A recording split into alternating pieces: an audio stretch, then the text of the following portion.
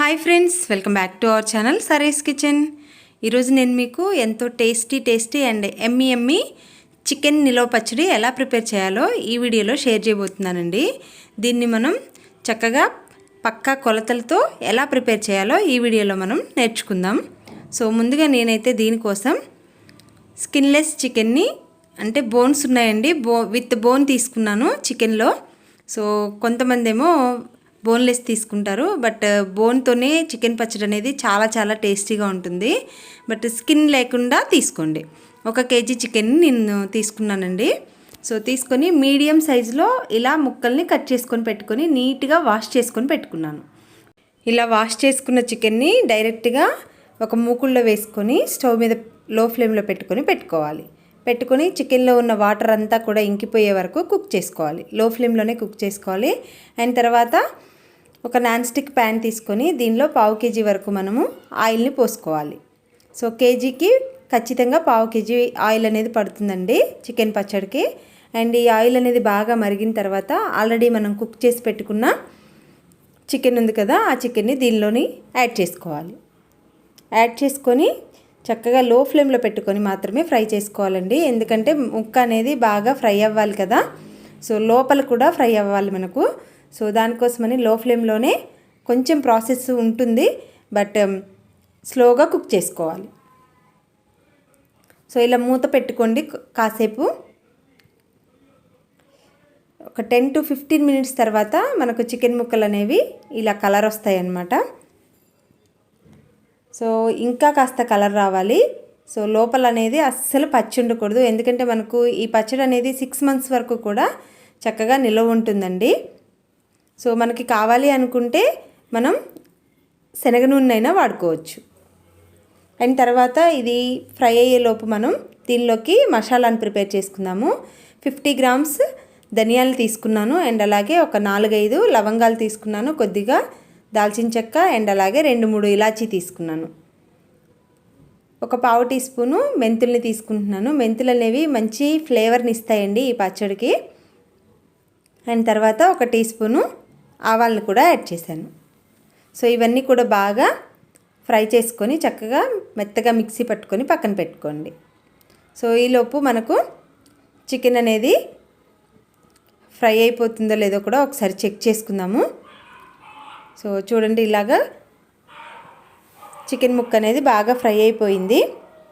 ఈ ఫ్రై అయిపోయిన చికెన్ని మనం ఇప్పుడు ఒక బౌల్లోకి ట్రాన్స్ఫర్ చేసుకుందాం. ఆయిల్ రాకుండా ఓన్లీ పీసెస్ మాత్రమే బౌల్లోకి ట్రాన్స్ఫర్ చేసుకోవాలి. సో ఇలాగా కొద్దిగా మొత్తాన్ని కూడా ఆయిల్ లేకుండా ఎర్రగా ఫ్రై అయిన ముక్కల్ని బౌల్లోకి తీసుకోండి. సో ఇలా మొత్తాన్ని కూడా బౌల్లోకి తీసుకున్న తర్వాత సో మిగిలిన ప్రాసెస్ని చూద్దాం ఇప్పుడు. సో ఇదే కడాయిలో ఆయిల్ని అలాగే ఉంచేసి ఇప్పుడు దీనిలో మనం 100 grams అల్లం పేస్ట్ని దీంట్లోకి యాడ్ చేసుకోవాలి. సో 1 కేజీకి మనకు అల్లం వెల్లుల్లి పేస్ట్ అనేది 100 grams పడుతుందండి. సో దీన్ని చక్కగా లో ఫ్లేమ్లో పెట్టుకొని మంచి కలర్ వచ్చే వరకు ఫ్రై చేసుకోవాలి.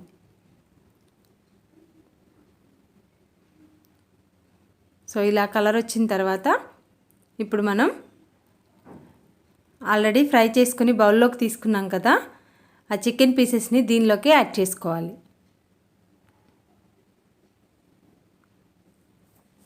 సో బాగా ఫ్రై అవ్వనివ్వండి, లేదంటే అల్లం అనేది పచ్చివాసన వస్తుంది. సో అందుకోసం అని చెప్పి మనం దీన్ని బాగా ఫ్రై చేసుకోవాలి. ఫ్రై చేసుకున్న తర్వాత ఇప్పుడు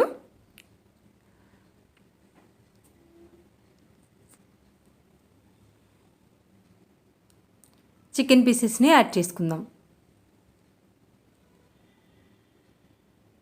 సో యాడ్ చేసుకొని అల్లం వెల్లుల్లి పేస్ట్ అంతా కూడా ముక్కలకు పట్టేలాగా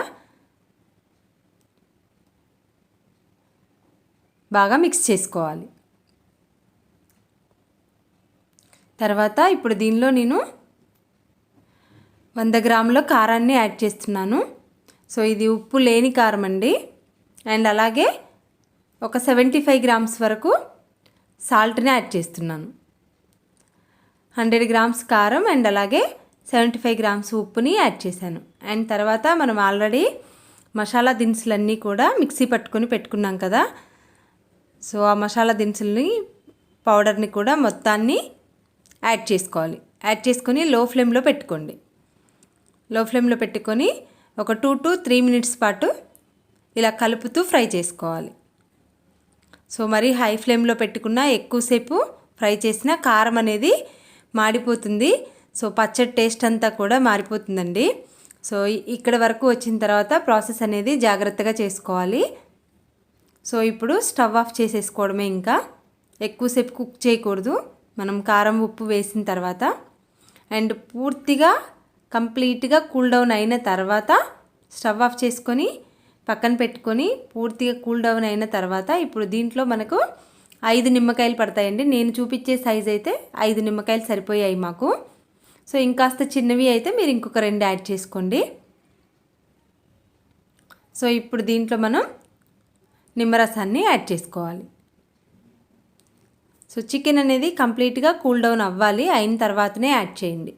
సో మనం వేడి మీద ఉన్నప్పుడు నిమ్మరసాన్ని పిండినట్లయితే మనకు పచ్చడి అనేది చేదొస్తుందండి. సో ఇది మాత్రం జాగ్రత్తగా చూసి చేసుకోండి.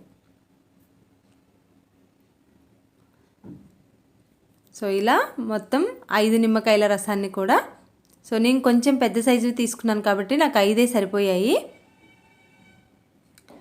కాస్త చిన్న సైజు అయితే ఇంకొక 2 ఎక్స్ట్రా యాడ్ చేసుకోండి. సో ఇలా మొత్తాన్ని యాడ్ చేసుకున్న తర్వాత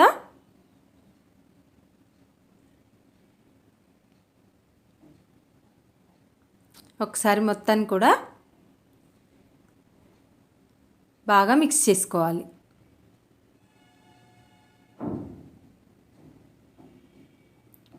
సో ఇలా నేను ఇప్పుడు 10 పీసెస్ వచ్చాయి కదా, 10 పీసెస్ని కూడా యాడ్ చేశాను మొత్తం రసాన్ని. సో ఇప్పుడు బాగా కిందకి పైకి బాగా మిక్స్ చేసేయండి. సో మనకు ఉప్పు కారం కూడా పర్ఫెక్ట్గా సరిపోతుంది, ఇంకా మళ్ళీ మనం చూసుకునే అవసరం కూడా లేదు. సో ఇప్పుడు మనకు పచ్చడి అనేది రెడీ అయిపోయింది. దీన్ని ఒక గాజు కంటైనర్లో కానీ లేదంటే ఒక ప్లాస్టిక్ కంటైనర్లో కానీ స్టోర్ చేసుకొని ఫ్రిడ్జ్లో పెట్టుకున్నా పెట్టుకోకపోయినా సరే ఇది 6 months వరకు మనకు నిలువ ఉంటుందండి. సో ఇలాంటి మరెన్నో న్యూ వీడియోస్ కోసం నా ఛానల్ని సబ్స్క్రైబ్ చేసుకోవడం మాత్రం మర్చిపోవద్దు. అండ్ అలాగే పక్కనే ఉన్న బెల్ ఐకాన్ని కూడా ట్యాప్ చేయండి. నేను పెట్టే న్యూ వీడియో నోటిఫికేషన్స్ అన్నీ కూడా మీ వరకు వస్తాయి. మరొక న్యూ వీడియోతో మళ్ళీ కలుసుకుందాం. అంతవరకు బాయ్ ఫ్రెండ్స్.